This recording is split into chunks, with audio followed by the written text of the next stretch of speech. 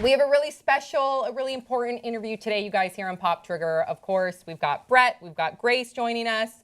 Today, we're going to be talking with filmmaker Emmanuelle Schick Garcia. You may be familiar with some of her previous documentaries. I am a huge fan of The Idiot Cycle, which is a great documentary. Now she has a new film called The World According To Homophobes, which it does expose the prevalence of homophobia in our world today, but more so it takes aim at trying to find out why people act that way and what we can do to be more tolerant and produce a more tolerant world. So, without further ado, I want to introduce our guest today. She's joining us from Paris. What? From Paris, France. What? That's remote. Like the city? In Texas? Yes, in Texas. Emmanuelle Schick Garcia, welcome to the show. Hello, thank you for having me. Thank you for joining us. Okay, so really powerful film. I guess before we get into some of the discussion, we're going to show a little bit of the teaser. Let's take a look. En mayo sucede un hecho en la hora del descanso. Ellos estaban molestando, jugando. Una de ellas le dice tanto a Danilo como a Sergio que se den un pico. Ellos se dan un beso y ella toma una foto. Y al día siguiente les preguntan a Sergio y a Danilo acerca de lo que pasó con la foto. Y pues ellos simplemente dicen que sí, que se habían dado un beso. Este fue el artículo que le aplicaron. Las manifestaciones de amor obscenas, grotescas o vulgares en las relaciones de pareja en forma exagerada y reiterativa dentro y fuera de nuestra institución. Él le dijo, yo tuve un beso y yo he visto besos entre parejas heterosexuales dentro del colegio. ¿Por qué a ellos no les hacen el mismo seguimiento al que me están haciendo a mí?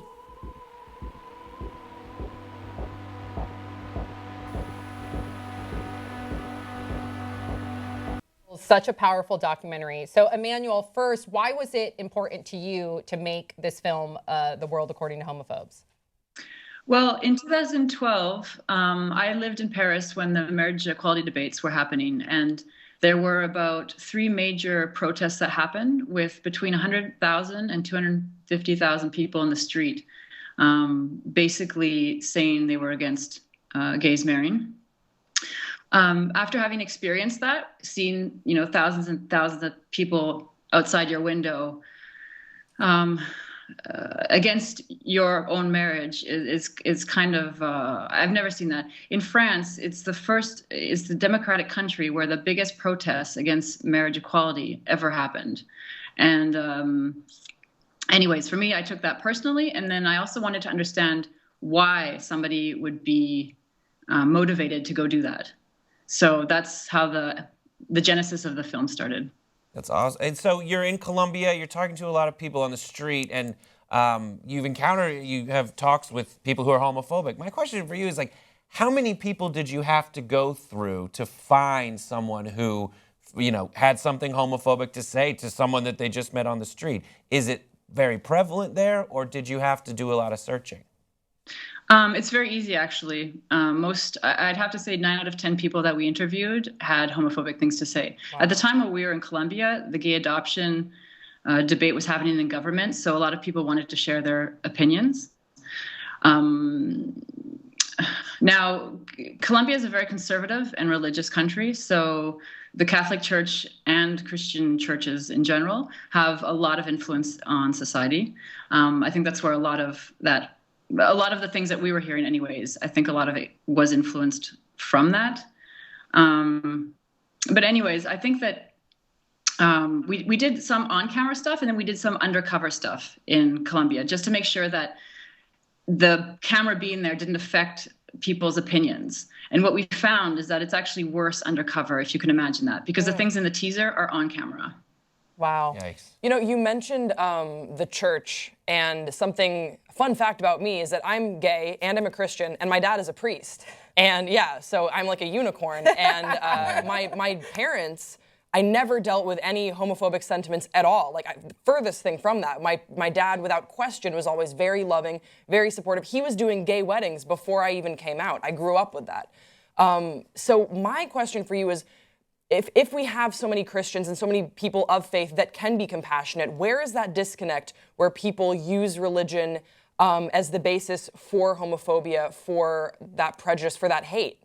What's the difference? Why can't they connect? Okay, so your case is actually very rare because most of what I've experienced and most of the undercover work we did, most of the churches and people working in churches, whether priests or imams, are homophobic. I'll just give you an example of the Catholic churches here. I went to 3 major ones. I went undercover and did confession as a homosexual person, and I was told that I could not receive communion or absolution because I was a homosexual. Now, to put this into perspective, I don't know if you know the case about Father Murphy in Minneapolis. Father Murphy raped 500 boys throughout his life, and he was a priest, and he was never defrocked, and he received communion until the end of his life. Ratzinger, who was number 2 in the church at the time of these alleged crimes, knew about what was going on, but did nothing. So my question to the Catholic Church, for example, is why child rapists can receive communion, but I cannot. Wow. And it's so hypocritical too, to, just playing on something that we discussed recently in the news here. I don't know if it made it out to Europe, but Josh Duggar, who's a reality star, but he's also known for his faith.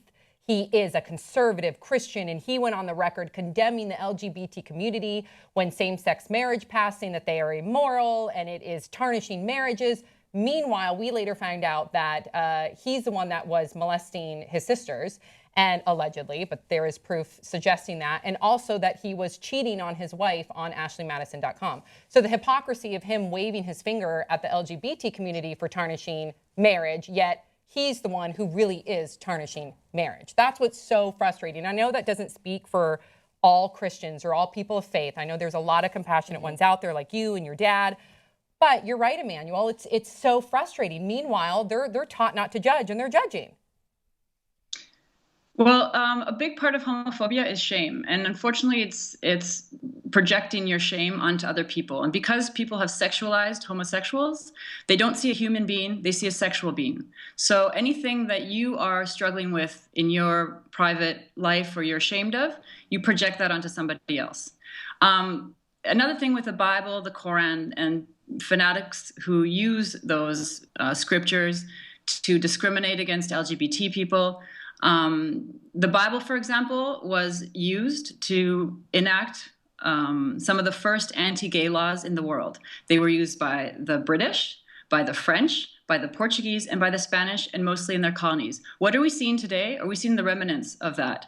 We're seeing that most of the 79 countries that still have laws criminalizing homosexuality are former colonies. So I laugh when I hear Putin say that the West is pushing homosexuality onto the rest of the world. Actually, the West is responsible for importing homophobia. So that's the history of it. Taking it to today, we saw an example of, people around a grave site as you were interviewing them about what happened to these kids. So could you give us an example of some of the acts of violence that you document in the movie, as well as what we can do? Like, we know where it comes from, but going forward, what can we do to end this kind of violence? Well, in Colombia, for example, the laws are very progressive. So it is actually illegal to kick a kid out of school for being gay. But yet that still happens, and the Attorney General in Colombia protects those who do that, because he's a very, very, very Catholic man, or so he says he is. And he believes that there should be a law where kids in school, and I'm talking all the way up to high school, should not be allowed even to kiss, even a kiss on the lips.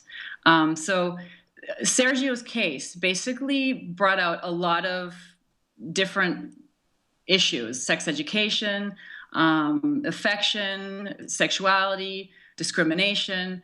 What can we do? I'm doing this film because I think it's really important to make films and documentaries about how LGBT people are suffering and what's happening to them. But who's causing that suffering? It's homophobes. Who are creating these laws? Homophobes. Who are taking the Bible and making it out to be something that it shouldn't be? Homophobes. So in the end, I want to take this film, translate it into 79 countries, which is why we're doing the crowdfunding, and have it distributed in those 79 countries and territories where homosexuality is illegal, because those people won't see LGBT documentaries on television. It's illegal. Those people don't have access to LGBT associations a lot of times. That is why we want to take this film. We're going to use hackers. We're going to use all methods we can to get those films into those countries in those languages so that people can start to self-reflect about their own homophobia.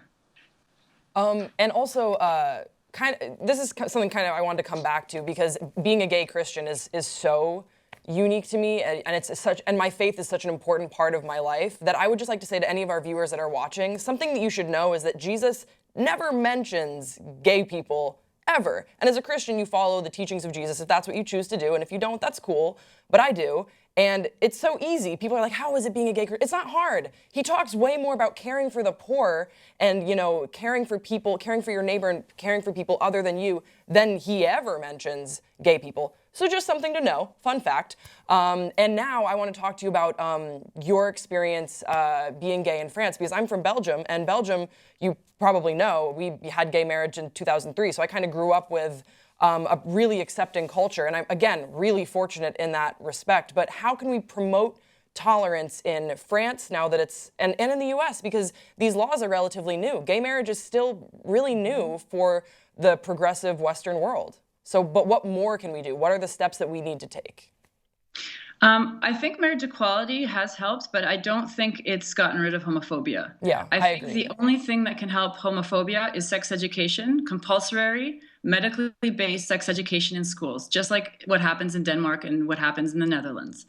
Also, I think that condemning homophobia, or whether it's on television or through what people say, is really important, because one thing does lead to another. And somebody who's making homophobic comments, if they can, will unleash a fist the day they feel like the, I guess, temperature is right for that to happen. In France, when the marriage equality debates were happening, the more and more homophobia that we were hearing in the media, outside, as those protests were happening, the more homosexuals were being beat up. Okay, the two things are related, and that's why I think that speaking out about homophobia as people are, or homophobic hate speech, is very important.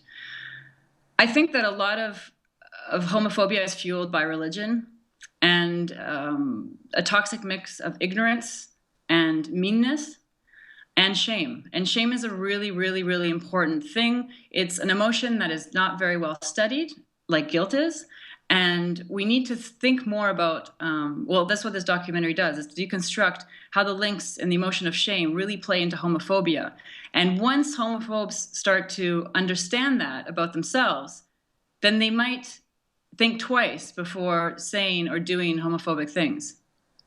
Emmanuelle, I wish that we could speak with you all day. The good news is that you have this documentary. So this is something where we can really take action, where our viewers can take action. You guys can be a part of the difference, not a part of the problem. And you're right, Emmanuelle. Why I've always been such a fan of your documentaries is because, of course, they're educational and progressive and exposés, but it's your sincere narrative. And I think we can all hear her sincere narrative, and it makes you as a viewer want to do something, right? So you do have a crowdfunding campaign, so we will include the link to that. So you guys, please go to the crowdfunding campaign. Like Emmanuelle said, we want to get this film in all the 79 countries where it is illegal to engage in homosexual behavior. I still can't believe in 2015, almost 2016, that those words are coming out of my mouth. So can I just say one last thing? Yes, please. This is really not about money, because I am being paid like less than minimum wage for 3 years of work. I mean, it's like I'm basically getting paid nothing, and that's not why I'm doing this documentary. We do need the money, though, to pay for translation and subtitling. It usually costs $2,500 for a feature, and that's all we're asking for people to sponsor and want to get those. You know, we're really lucky. We can talk about it without having our head chopped off. But we need to reach those people that can't do that. And that's why I need everyone's help. I really want to translate this film into those 79 country or languages so that we can reach those countries who don't have a voice. Wow. Yeah, I have chills. I really do do. it. Yeah, let's do it. You really are the real deal, and I appreciate your transparency there at the end, Emmanuelle. And so, yes, we will include the link to the crowdfunding as well as a link to the teaser. So please, let's get this going. We have the power. Thank you so much, Emmanuelle Schick Garcia. Thank you, thank you, thank you, thank you. Good luck with the film. We will see you soon. And to all of you, thanks for watching. We'll see you next time on Pop Trigger.